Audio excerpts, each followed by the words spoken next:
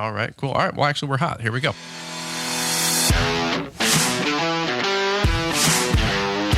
You're now listening to the Fullerton Unfiltered podcast. Straightforward, no nonsense business advice. Completely unfiltered. Grow your business. Grow your life. Now, here's your host, Brian Fullerton. Hey, what's going on, guys? Welcome to another episode of the Fullerton Unfiltered podcast. It is your host, Brian Fullerton, here, hanging with you guys. And today we're talking all things snow plowing and snow removal. I actually have a really special guest for you guys. I think you're really going to enjoy this episode. We are joined by none other than Jason Ostrander, joining us with Sauers. What's the name of the company? Sauers Snow and Ice, or how do you Sauers guys? Snow and Ice Management. Yeah. Hey, I got it pretty good there, So, well, this is really, really cool. We're first off really thankful to have you on the show, Jason. We actually are just getting to know each other before we hit record, and I'm coming in hot. We actually just got done mowing grass, and we got a rain out again. It's just been a brutal season with rain, but so many guys are listening in, and myself included. We're ready to transition to doing the snow plowing thing, and we can't wait. So I wanted to get some really cool guests on for you guys this year, because we kind of tapered the podcast last year, and we wanted to keep things going with some momentum, talking about snow plowing, snow removal. So Jason actually works with Sauer. And what is your official title, Jason? You're the VP of Operations, correct? Yep, VP for Operations and Marketing. So I do a little bit of both. Okay, very cool. Now, I do have to give a quick shout out to Zach Kelly. He was the gentleman that ran the Instagram account. And so many of you guys, I interact every day with you on Instagram, shooting DMs back and forth. And Zach and I, if he runs the Instagram, we've been DMing back and forth for years. And It's so cool to see you guys with your snow plow or your snow operations. You guys are actually a pretty large company now. If you can, really quick, maybe give us the 2-minute highlight reel of Sauers and what you guys got going on over there in PA. Yeah, absolutely. Thanks again, Brian, for having us on. This is really cool. We are located 20 minutes outside of Philadelphia, Pennsylvania. We are snow-only management company, and we are a management company. So we only have about 12 to 15 full-time employees. So half of our team is on sales, and they're looking to secure the correct contracts that fit our portfolios. And the other half of our team, like Zach, who is the director of snow operations, is looking for service providers, subcontractors, owner-operators, mid to large-size organizations or companies that they do like to plow snow, but during the year they don't have a ton of time to secure the contracts. Yeah. So we like to say we take the worry out of their winter. Wow. We've been doing this now, snow only, for the last 8 to 10 years. The company is in its 20th year this year, though. So Cool year for us to celebrate. Absolutely. Well, there's so much here. We were just kind of spitballing some ideas back and forth via email, and I'm excited. I just get giddy talking about snow. I don't know if I'm just like burned out from the lawn care season typically this time of year, or if it's just the profits that can be made in snow if you do it right. We have some great guys that we were both just name dropping that we both mutually know, like Troy Clogg and Corey and a couple different guys. Yep. And so this is going to be a really fun episode. If you guys don't know, these guys run a very large company, okay? Multi-million-dollar operation. And what Jason shares with us is up to him, but they have a really cool outfit. And if you guys aren't following them along on Instagram, make sure you guys do before we're done with the show. But Jason, before we go down the rabbit hole talking about all things snow, we do want to take a quick minute here. We're going to hear from today's show sponsors. And then before we know it, we're going to come on back and hear a little bit more about this mega operation that you guys got going on over there in Pennsylvania. So guys, hang tight with us and we're going to be right on back. Ratings and reviews. Each week, we take a minute to highlight your guys' reviews of the show. If you have not listened to episode number 260 yet, called A Critical Skill, definitely check that out, as we have received tons of 5-star feedback on it. If you follow Brian's Lawn Maintenance on Instagram, scroll through some of his posts, you'll find that master list of resources mentioned in that podcast. Now, about the Critical Skill episode, Ryan says this episode was amazing. It was just what I needed to hear today. Now is a great time of the year to put more effort into improving our people skills. I can relate to Brian, being that I'm introverted myself, and hearing his story on how he improved himself just motivates me to do the same. Lastly, I love the fact that he and Liz made a habit of reading their goal cards every day. I've heard and read about this mind trick and did it for a very short period of time myself, and I'm going to get back on the bandwagon and even try to get my wife to join me as well. Thank you, Brian, Liz, and Mr. Producer, for this great content. That comes to us from Ryan Cheek 8. Breadman 1959. This is the best podcast that I have found on running a lawn care company. It's interesting, straight to the point, no fluff. Brian is an extremely gifted communicator and has a great positive attitude. Matt 23's review is excellent podcast. I want to say that your communication episode was phenomenal and really hit home with me. I'm just starting out and I'm already taking notes. And from Canada, this podcast is very helpful when it comes to the lawn care business and makes good entertainment while mowing a lawn. Thank you, Community Yard Services. You know, one of Brian's tips in that episode was the proper use of humor in communicating. Do you guys know what the secret to being funny is? It's timing. Some of you got that. Want us to read your review next? Let us know how we're doing, and we might just read your review on next week's show. All right, Jason. Well, we are back, and let's go straight to you because I want to hear a little bit more about this this aircraft carrier that you guys are have out there in Pennsylvania. I'm so excited to have like more snow guests, man. We kind of tapered the podcast last year. We did like 4 or 5 episodes for snow, and then everybody. Not that the listenership dropped off. I just got busy. It was the holidays, that kind of deal. Sure. Yep. I'm just realizing how many guys need and want to learn so much more about snow because there's so much content on YouTube, for example, or like at conferences about the lawn landscaping and hardscaping. Yeah. But it seems like a very tight group of guys that know what's going on with snow and are doing it right. And from the looks of it on Instagram, you guys are doing it right. So let's take it back to the startup story of Sauers because you were just kind of giving us the highlight reel. So you guys have been around for more than 20 years now. Was the idea to always go to snow, or was that just an operations decision to lean the company out and just do snow only, or what made you guys go that route the last 10 years? Man, great question. 20 years ago, our owners and founders of Sauers Snow and Ice were still in middle school and high school. So it's kind of a funny. It's kind of there's a lot of stories out there like this, right? Like their parents kind of convinced the 3 owners, Mike, Joe, and Steph Sauers, that they should work during the summer, and so they picked lawn care and lawn maintenance. And their mom would come and pick them up in the afternoon from school in the station wagon with a trail load of mulch behind, and they would just go to work every day. They were really a family that was about working and earning a living and being proud of what you do. So at a very young age, first generation, they started Sauers. Now, before they were just snow only, they did a lot of tree landscape work. They did some asphalt for a while. And I think it was Joe, the older sibling, after a while that just started seeing the margins on snow were better. There was less moving parts. Summers were lighter when you weren't mowing and all that kind of stuff. And so he's the one that spun the subcontractor model out there. So that was new. They were in-house performing, and then they moved to the subcontractor model, and they saw that they could manage well. They were very organized, had a lot of systems and processes set up. And then about 8 years ago, they said, man, I don't know why we're doing all this other stuff when snow is our niche. It's what we're really good at. It's our core focus.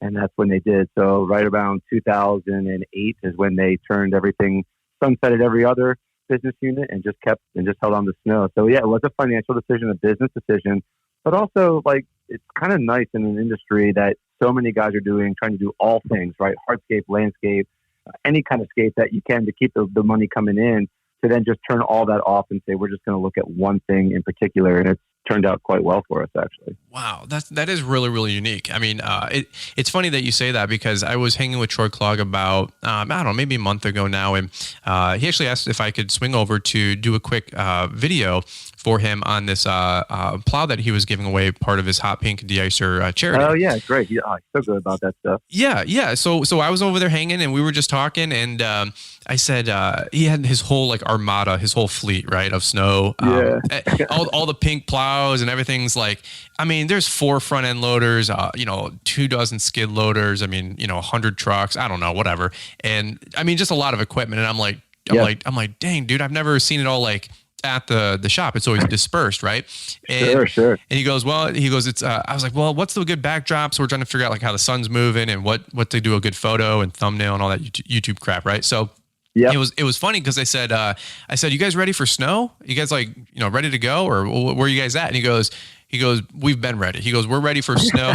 He goes, we're ready for snow in May after the season ends in April, he goes, absolutely. He goes, snow's what we do, man. So we're always ready. He goes, are we always deployed and have everything where it needs to be? He goes, that's like the logistical circus that they got to, play. So, but it was really cool seeing the whole fleet there. I think, next fall, winter, like maybe 2022, I want to do like some winter like shop tours for some of the larger companies. And because it just builds the dream for so many guys listening in. I mean, whether you got one truck or 100 trucks, so that's right. let me ask you this. When you guys just made the decision to go all in with snow, was the company larger and you scaled back? What were you already subcontracting a bunch of work out, like the lawns anyway, or what? How big was the company in terms of employees and staff at that time? Yeah, so you're looking at trimming down from about 30 people full time to at the time we've been like 8 or 9. Okay, and trying to get really lean, and also downsizing your fleet. You're moving from hundreds of pieces of equipment down to a handful of pieces of equipment, and really trying to put the ownership of the equipment and the maintenance and a lot of those moving parts into the subcontractors that you're working with. So. Gotcha. When you're used to having a bunch of iron swinging around, or you're used to having a bunch of people, always at the office, it was a big shift for them. And that's why processes and systems were super important. If they didn't have those, they would not known what to rely on when they felt nervous about, are we going to be able to bring in enough revenue with just snow only? Right. Okay. So you guys kind of shrunk back the workforce that was working like in-house, but you kind of trimmed the fat from what you guys were going to be known for, right? Which is the snow and ice management. So what? So now you guys are you said 20 minutes outside of Philadelphia, or? Yep. Okay, cool. Now, what do you guys do out there that way? Are you guys more residential, commercial, industrial, universities? What's some of the kind of scope of properties that you guys take care of? Great. Yeah, first thing we did was we did cut out all residential and HOAs just because primarily we wanted to have a portfolio with easily identified point people on each location, right? So we moved into the commercial space. We kind of started out office A type, multi-office complexes. We dabbled a little bit in airports and in the city of Philadelphia. And more recently, we've really been capitalizing on distribution centers, warehouses, things like that. I mean, for us, as we've learned, our portfolio follows the litigious nature of the snow and ice, industry. And we are definitely prone to move more towards where liabilities will be less of an issue. And also where guys can just use all of the equipment that they purchase and really keep it moving, all winter long. We do focus on the larger side, which is, stuff that guys are going to keep wheel loaders and backhoes and skids on site, keep material on site all winter long. That's our bread and butter. I can't say that our whole portfolio is like that. You want to have a range, right? So we definitely go anywhere from, something where a solo truck with a plow and one guy sitting shotgun shoveling the sidewalks can make it. And then we have other stuff where we have, 5, 10, 15 pieces of equipment that sit there all winter long. Wow. Okay. Now, how you got this massive army of snow and ice professionals out there? How many? Yeah. Again, you can share numbers or not. It's no big deal for us. But what? How many folks are picking up the phone? You get a 5-inch snowstorm. You're about to mobilize the whole company, right? What's it like when you get a huge snow event like that? How many subcontractors are you guys using, or what? Sure. What happens? It's fascinating to me to move that much snow and what you guys are doing. So we have that core 12, right, that work together all year long. Okay. And then we bring in a layer of seasonal managers. We call them FOMs, facility operations managers. Okay. We have a layer of those. So we have 15 guys and gals that will be out in Sauers branded trucks. They'll go out and they'll just handle quality assurance and dealing with clients. We have 2 or 3 high-level account managers that work with both our clients and also they provide information for our service providers. And then that's pretty much it for what I would call the internal team. Then we balloon up to about 300 workers in the wintertime with all the subs and all of the people that work with them on their crews. Wow. So we work really hard to create these relationships. We vet our service providers heavily. We might call 700, 800 service providers in a given year to fulfill 100 some contracts. So 900 calls to get 30 to 40 service providers that we end up working with in the winter. Wow. No kid. Now, I just imagine like, what's it like having 100 to 300 different folks that are on call, and does everybody show up? Have you guys ever had 12-hour snow event, and then you get a phone call, hey, whatever happened to such and such airport or university or hotel? It didn't get done. Do you guys ever get like crazy calls like that, or somebody dropped the ball? I'd like to say we didn't get any complaints, but that is never the case in snow, right? Sure. I mean, for us, like, for example, in Philadelphia last year, we got 55 plus inches, which is a banner year as far as snowfall totals. The year before, we had less than 3 inches. Wow. So there's a huge variance where we are. We can't predict. Like in the Midwest, sometimes you can say, hey, I know I'm going to get an average of 30 to 40 or whatever that is. Mm-hmm. Because of the variance, not only do service providers, but clients forget what it's like to have snow. So you have to kind of set, like, one of our key objectives every year with either whether you're my client or you're my subcontractor is set expectations early. Let everybody know here, our scope of work is super detailed. This is exactly, there should be no confusion as to when and what and how anything's going to happen during a storm. So as long as we stay on top of that, we get less calls. It's when people kind of operate outside of the scope or clients don't even know they have a scope. That's where we have confusion, and we have to step in with our management and say, oh, here's what to expect. Here's what should be happening. Do guys sometimes sleep in? They do, you know, and do they sometimes have equipment that breaks down?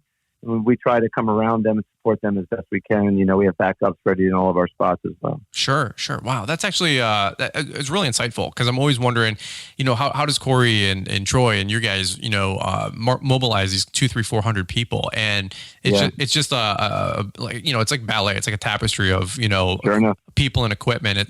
I just think it's so cool. And for those of you guys listening in, I always say this, and I've heard people say this too, is that you can have a lawn and landscaping business and you also do snow.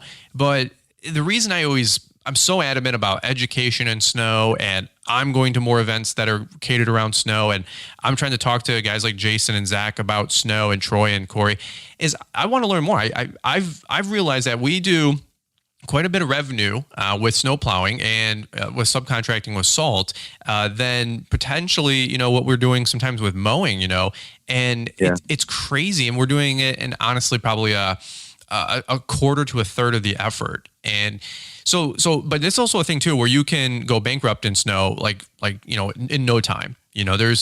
I've heard the horror stories. I've seen the horror stories. My friend Mike and I, we know people personally that have lost their business. They went belly up with contract or bad contracts or commodity pricing with salt. They bid the property in December when salt was X amount per ton.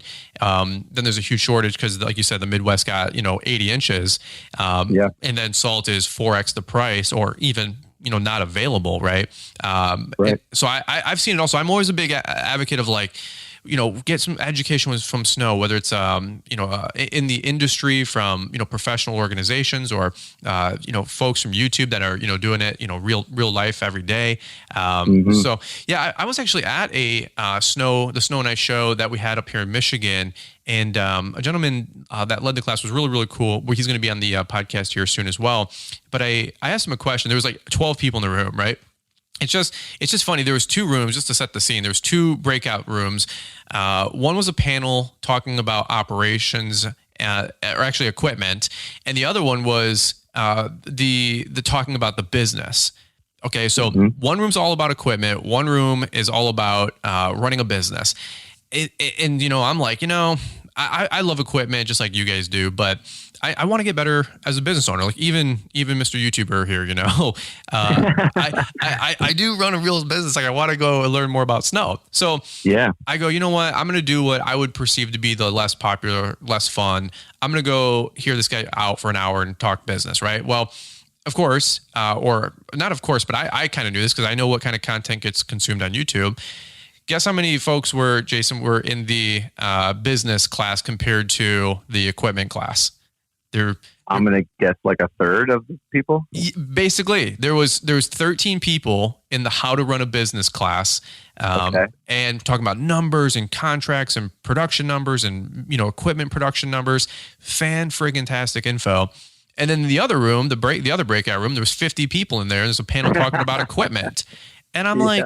And look, if you want to learn about snowplows, go to your dealer or go watch a YouTube review video. Sure. but it's just such a case in point that you guys listening to the podcast, I know are hungry for it to grow a successful business. And, it's not always about the equipment, and it's funny because equipment's fun and flashy and shiny and cool. But if you don't know how to run a business, right, you can have all the cool equipment you want in the world, but it may or may not make you money, and you might lose money, So anyway. Brian, can I add something to that? Absolutely, please. So this past year in Philadelphia, we had 55 inches, which was a great year for us. I mean, that's way above our average. Our average is about 24, 25 over year. Mm-hmm. The year before that, though, we had less than 3 inches of snow. And if you're a snow-only company and you get 0 snow in a winter, you kind of assume that that's it, right? Like there's no really recovering from that. It's everybody's worst nightmare, like you said earlier.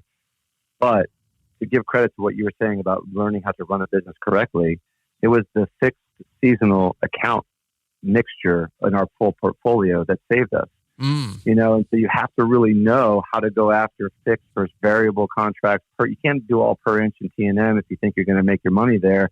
You got to kind of always save away for a rainy day. And so business-minded leadership for Sauers is what saved our buns 2 years ago. And that then allowed us to continue on. And now we know we can survive it. And we learned a lot along the way. So if it was all about equipment and if it was all about product, if that's all our focus was, we definitely wouldn't have made it out alive 2 years ago. Wow. Such a great point, right? So, that is really, really cool. A fun story that I heard from Troy Clogg, and actually I heard the secondhand from my friend Mike, and then I went and asked Troy behind the scenes. So I don't know if he minds me sharing, but he a couple years back, I think it was the winter of 13-14, we got 102 inches that year. But the thing is that very, very little of it came in December, like very, very little. So we were under. And I'm like, well, how did Troy make money? Well, he had snow insurance, and I'm like, what's snow insurance? So I'm learning about this stuff and some other things. And so he actually had like a record breaking year in December based on like how his insurance was lined up for some payouts. Sure, yeah.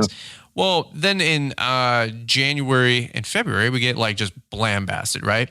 And I'm like, well, obviously, he probably got buried, so he probably got screwed. And then I find out, well, he actually did even better. and I'm like, wait a minute. So if you get no snow, you do well. If you get a lot of snow, you do well. But here's the thing, imagine if you don't know the business, if you had, like you said, 2 inches in 1 month and then 20 snow events the next month, like ultimate worst case scenarios, are you prepared? Are you equipped? Do you have a business model that is going to be able to help you be profitable and make money? And by the way, it's and there's other guys out there that, they do all per push, and there's other guys that are all seasonal prepay. And look, I don't totally want to get lost in the weeds that there's any one or right answer, but here's the deal. You have to know how to make money in the snow business because, like you said, you get 4 months to make a year's worth of income. And so you got to know what you're doing, So because nobody ever wonders if the grass is going to grow next year or not. Like it will grow, right? Such a great point. But you can wonder if it's going to snow or not. Right.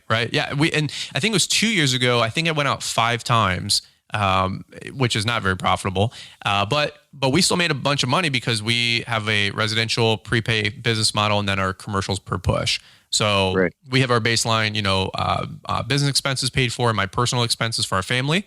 And then our commercials all gravy.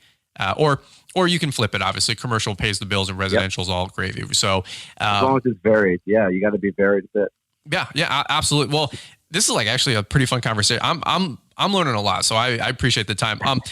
Let me ask you this: in the of course, going full circle, talking about don't oogle over equipment.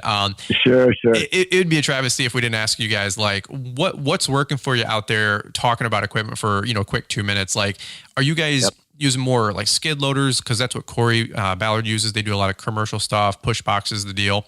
I know over here, Troy Clogg, hundreds of plow trucks. So what's working for you guys? You got snow raiders, or what's working for you guys over in PA? So what's working for Sauers is not much, in the sense that we require all of our subcontractors that we work with to really provide the right equipment on that regard. Okay, sure. So that's my easy answer. But the harder answer is, of course, we want to maintain an understanding of where the equipment industry is at. We always sponsor at Sauers with certain equipment dealers and and manufacturers, because we want our subs to be using the best possible equipment out there, right? And we feel like we owe it to them to bring value, to say, hey, we've vetted all the equipment out there. This is the stuff we're really excited about. This is the innovation that actually is doing something, not just flashy, right? Sure. So we love we're a huge fan of the John Deere X739, the sidewalk machine. Okay. We personally have like 12 to 14 of those with cab overs, and we put the brushes on the front. I mean, those things are workhorses. And I have great friends within the Ventrac world. I have great friends in the world of the Raider.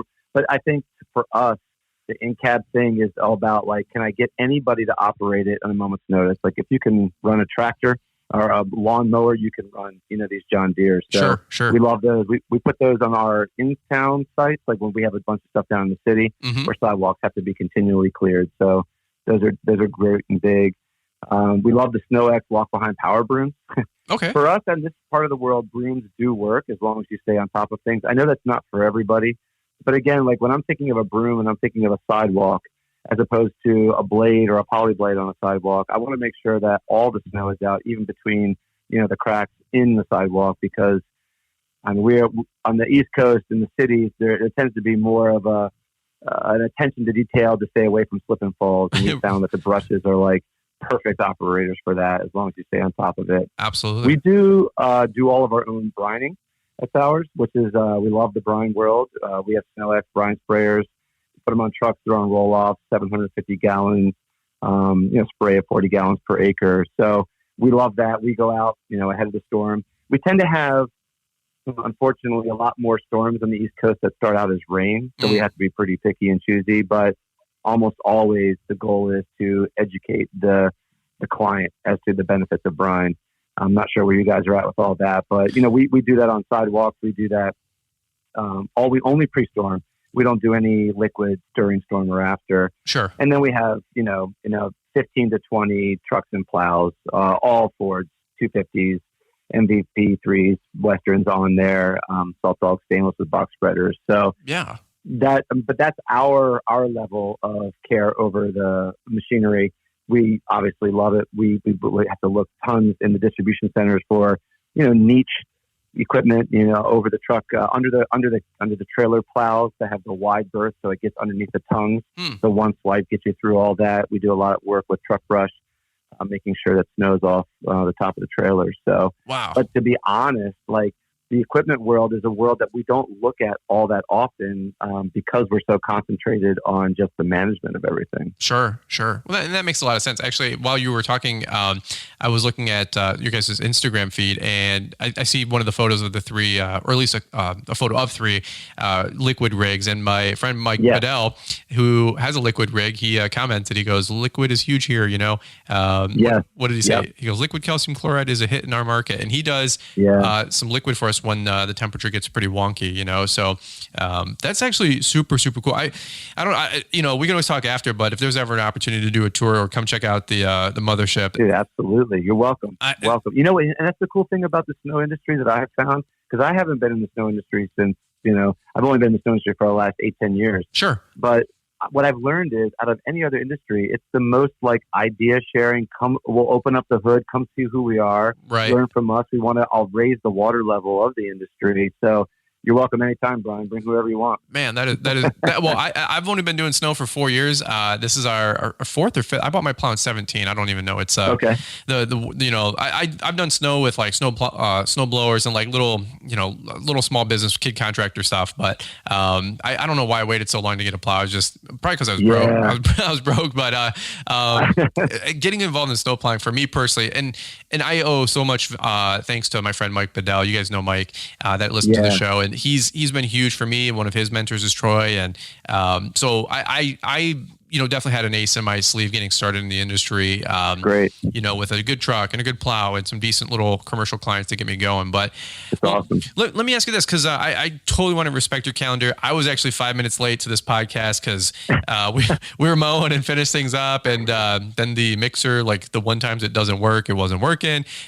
So I want to respect your calendar and make sure that we agreed to a half hour. We can get you out of here. But really quick question for anybody thinking about getting involved in snow. Maybe they want to be a subcontractor for you guys, and they're in the the greater PA area. What's some things that can they get in touch with you, and then B, any common mistakes that you guys see people make, or any good lessons that you guys have learned that help you put yourself as an industry leader, if you will? Yeah, great question, Brian. I mean, as much as we try to hunt out appropriate contracts and great properties to push on, we're looking always for great owner-operators, great organizations out there that are doing landscaping, asphalting, hardscaping, and they just don't have the time to put the correct scope of work together. I mean, that's what this game is all about in snow, man. It's all about the scope of work, the contract, the level of service, making sure that everything's above board and there's no confusion. That takes time. I mean, our sales cycle is like 8 months.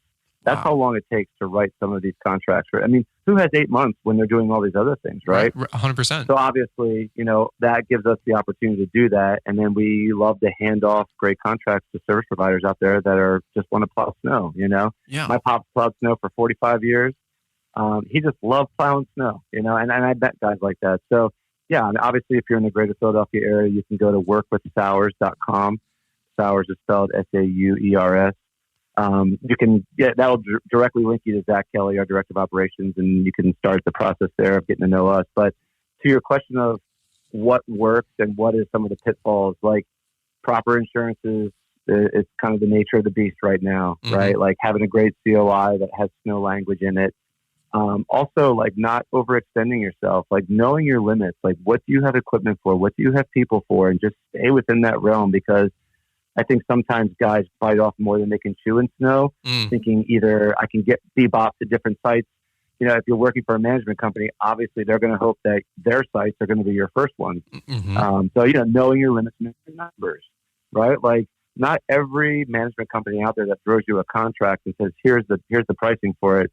Should you say, oh, I'll take that, right? Like you should really know how much do you need to make per laborer? How much do you need to make per plow when you put it on this truck? Like you've invested hard, know your numbers. That'll make you a better sell. And then I would say finally, like trust that if you're working with a really good management company, they have your best interest in mind. They're going to work with the client to avoid conflicts and avoid in-season and in-event issues. Like that's why we exist. So that the guys out there that want to just do the work and keep doing it because they're working hard. And then we document a ton and we require documentation. That keeps you out of court, right? That keeps you out of, being subpoenaed and all that kind of stuff. And we work really hard to make sure everything we do is, documented, and we fight for the contractor. That's who we really fight for. So cool, man. So cool. Well, it's funny because I don't know if you've ever even heard of our show or anything like that, but it's funny because every single person that has their wits about them has said, know your numbers, and know your numbers. It's so funny that it translates also to snow. I mean, why wouldn't it? Yeah. And I think it applies to snow even more, because one story that I've heard, I've shared before as we button this up is I said, about 4 or 5 years ago when I went in to buy my truck, my plow, I should say, for my truck, I went to our local dealer, Weingarts, and I said, hey, I want to get a Boss DXT 92. It was, I don't know, $7,500. And I said, hey, no, I've been doing lawn for, 10 years, right? So everything's been 0 for 42. And so my sales guy, Ted, I go, hey, give me a Boss DXT. I got my line of credit with Synchrony or whatever, Sheffield, right? And good old Sheffield. And I said, just throw me on my Synchrony. I'll, because I wanted to keep my cash. I said, just hit me up for the 0 for 42 or what do they got? And he does, if you guys know Ted at Weingarts in Farmington, he does, he'll cut up with you, and he just starts doing the Ted chuckle, and he leans back at his computer terminal and he starts chucking. He goes 0 for 42. He goes, oh brother, he goes, they don't do that. He goes, plows have 9-10% rates. He goes, there ain't no 0 for 42. And I go, well, why not? He goes, because the snow business is big boy business. He goes, you can lose your shirt in 3 months and you can also make a killing. And it was such a defining moment because the seriousness of the conversation, the tone of the conversation changed from me going, hey, I'm going to go plow some parking lots to there might be something here with really knowing how to do snow correctly. And like you said, having good contracts, having good logs, having good insurance. For all of you guys out there that are like, well, I'm just going to, my liability will cover me for snow because I do it for lawn. That's not true. So talk to your agent. Don't be, doing things without, talking to the right people. And like you said, having the right coverage, do it right. We just want to really just put this podcast out there to help you guys make right decisions and do it right. And so that's what I got. Jason, where can people keep up with you and the Sauers Snow team? Yeah. So our Instagram is @Sauers_snow. So definitely follow that. Zach would love some of you all. You can go to SauersInc.com. And we're involved at all the major conferences. We're at SIMA. If you ever do that, we're at ASCA conferences. I write for Snow Business and Snow Magazine. So yeah, we're kind of out there pretty far. One of our core values is to be industry leaders. And so thankfully my company allows me to do stuff like this, and put our stuff out there. Well, we super appreciate you. We super appreciate the time. Maybe we'll touch base in January, February, maybe get like a mid-season update, see how the season's going. That'd be awesome. Yeah. Absolutely. One of my commitments here is to help these guys even more with snow. And I love following so many great guys on Instagram that do snow and all the time, especially in the winter, Sauers is always popping up. So I also appreciate Zach for facilitating for us to link up, and pleasure's been all mine. So thanks so much, brother. We really appreciate you. Hey, man, love to be on again. Let me know if I can help. Absolutely. All right, guys. Well, don't forget to give these guys a follow. It's @Sauers, SAUERS_snow on Instagram. And then if you wanted to, if you're in the greater PA area, check them out. It's workwithsauers.com. Maybe you guys can be a subcontractor. Maybe you're just getting started in the snow business, right? And you don't have a bunch of clients to keep you busy all winter. I'm sure these guys can, load you up with some work and work together. One hand washes each other, and they both wash the face, is what I say. And so we can all work together to make some money this winter. So, Jason, appreciate the time, brother. That's what we got for now. And thanks again for joining us. My pleasure, man. Thank you so much, Brian. Awesome, guys. All right. Well, hey, guys, we'll button it up right here. This was just a fun, quick episode here with Sauers Snow, and we definitely appreciate Jason. Don't forget to, hang back with us in the next couple of days. We'll have a couple more podcast episodes for you guys as well. And then as we go through the next couple of months, some more snow plow and snow guests for you guys as well. So, guys, that's what we got for this episode of the Fullerton Unfiltered podcast. We look forward to catching up with you guys here on the next one.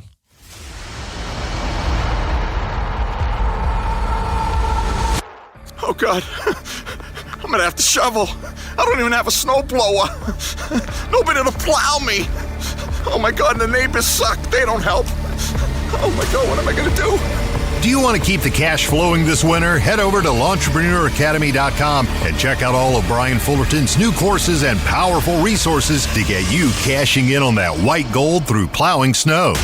The snow plowing training course is easy to understand, and you'll learn what it takes to do the job effectively and how to bid, price, and estimate snow plowing for both residential and commercial properties. L'EntrepreneurAcademy.com has 3 new resources to take the hassle and guesswork out of securing your snow removal jobs, plus there's eye-catching marketing materials that can help you secure new clients quickly. Ready to crush the snow game this year? Visit L'EntrepreneurAcademy.com or use the link in the podcast description.